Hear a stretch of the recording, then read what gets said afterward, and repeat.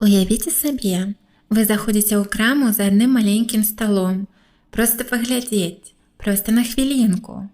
Але праходзіць 30 хвілін, потым гадзіна, і вы ўжо ідзяце праз кухні, спальні, дзіцячыя пакоі, нібыта жывяце чужым жыццём, якое раптам здаецца вашым уласным.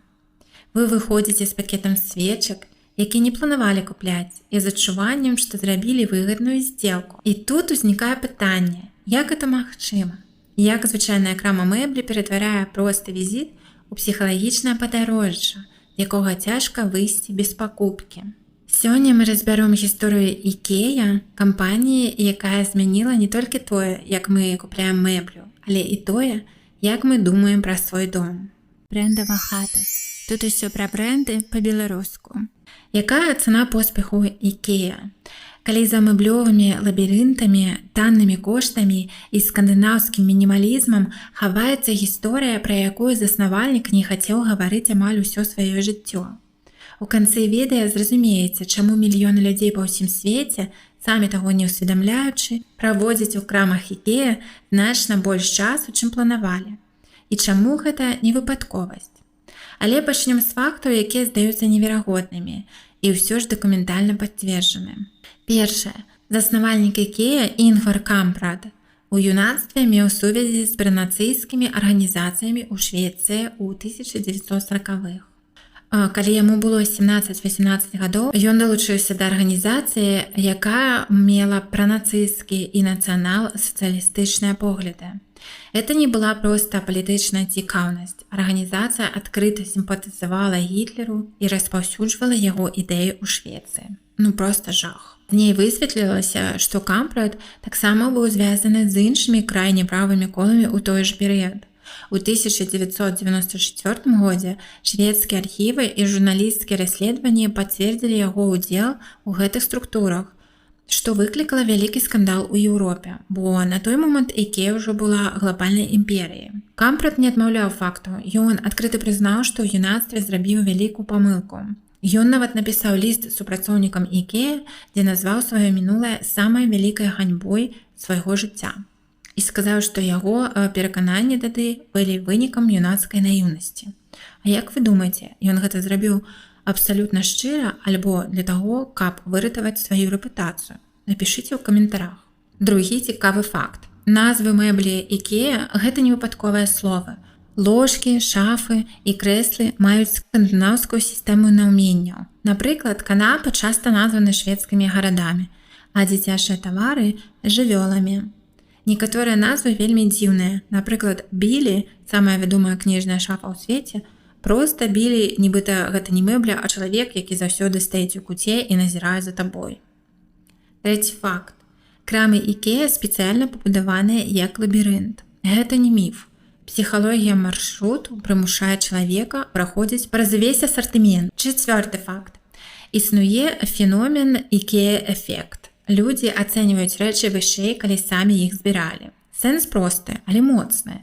Людзі пачынаюць значна больш цаніць рэч толькі таму, што яны самі яе сабралі. Не дызайнер, не майстар, а ты сам. Псіхолагі выявілі, што калі чалавек укладвае нават мінімальную працу, закруціў шрубы, разабраўся з інструкцыяй, то яго мозг аўтаматычна павышае каштоўнасць гэтай рэчы.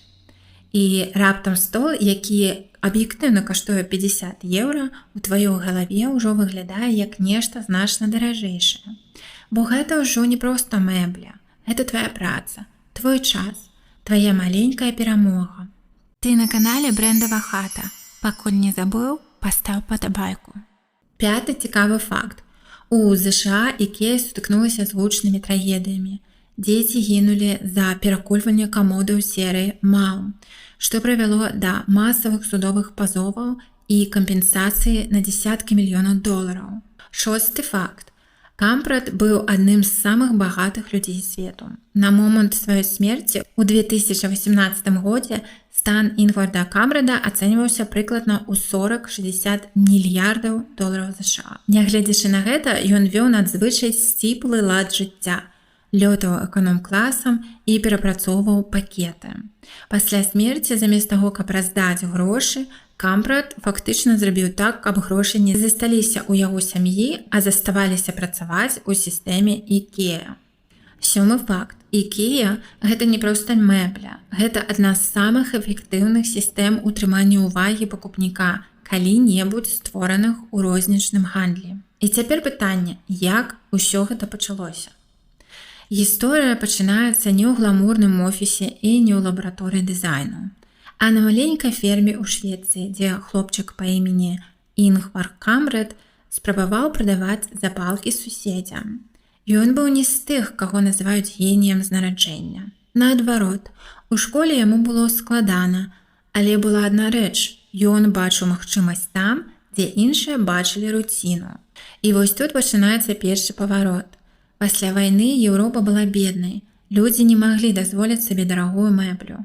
І Кампрад задаў сабе пытанне, якое змяніла ўсё.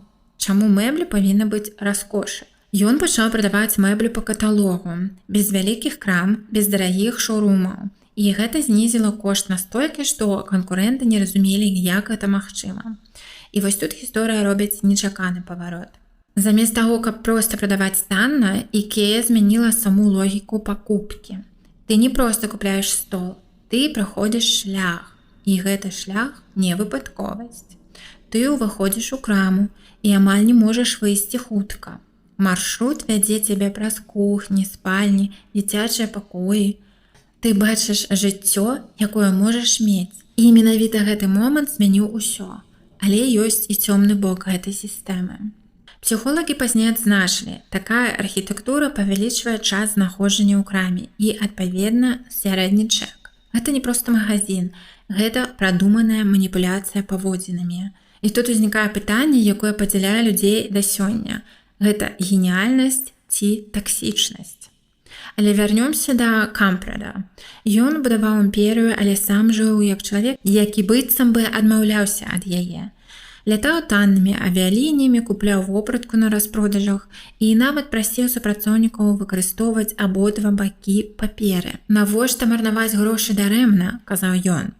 І вось тут з'яўляецца парадокс. Чалавек, які стварыў глобальную імперыю спажывання, сам спрабаваў жыць амаль без спажывання. І вось самая цёмная гісторыя IKEA. У 2000-х і 2010-х пачаліся скандалы вакол бяспекі мэблі. Асабліва камодаў Малм. У ЗША былі зафіксаваныя выпадкі смерці дзяцей пасля перакульвання мэблі. Гэта прывяло да вялізнага ціску на брэнд. IKEA абвясціла праграму мацавання мэблі да сцен і выдала дзесяткі мільёнаў на кампенсацыі і выпраўленне канструкцый. І тут узнікае яшчэ адзін пласт будавання брэнду. Нават у самых паспяховых сістэмах могуць быць незаўважаныя рызыкі, пакуль яны не становяцца трагедыяй. І вось тут важнае пытанне да вас. Ці павінна кампанія несці адказнасць за тое, як людзі выкарыстоўваюць яе прадукты? Хто тут вінават больш? Дызайнер альбо карыстальнік? На сённяшні дзень IKEA – гэта культурны код. Людзі ва ўсім свеце ведаюць назвы тавараў IKEA на памяць. Яны ведаюць інструкцыі без слоў. І яны закохаюцца кожны раз, як у першы раз, у пачуццё быць майстрам сваёй мэблі. Тут адчуваецца псіхалагічны фокус. Ты сам збіраеш стол, і пасля гэтага ён здаецца табе даражэйшым, чым ёсць. Брэндава хата. Тут усё пра брэнды па-беларуску. Але наша гісторыя вяртаецца да пачатку. Хто ж такі быў Інгвар Кампрад насамрэч? Гандляр, які пачаў з запалак, скандальны юнак са складаным мінулым, ці архітэктар адной з самых уплывовых сістэм спажывання ў свеце? Адказ, канешне, не такі просты. І ён быў усім гэтым адначасова. І калі вярнуцца да пытання ў пачатку, чаму заснавальнік IKEA выклікае столькі спрэчак? Таму што яго гісторыя – гэта не чорна-белая казка пра героя або злыдня. Гэта гісторыя пра тое, як геніяльныя бізнес-сістэмы могуць нараджацца з чалавечых супярэчнасцяў, памылак, амбіцый, трагедыі. І, магчыма, галоўны урок тут вельмі просты. Ні адзін поспех не бывае без ценю. І ні адзін цень не існуе без святла. Як героям з яснага неба, гэта разуменне прыходзіць толькі тады, калі глядзіш глыбей, чым цана на цэтліку. Цяпер пытанне да вас. Напішыце ў каментарах, які ваш любімы прадукт IKEA. Калі вам спадабалася гэта відэа, Поставьте падабайку, подпишитесь на канал, натисните на звоночек і подзяліцеся відэа з сябрамі. Хай жыве беларускамоўны YouTube!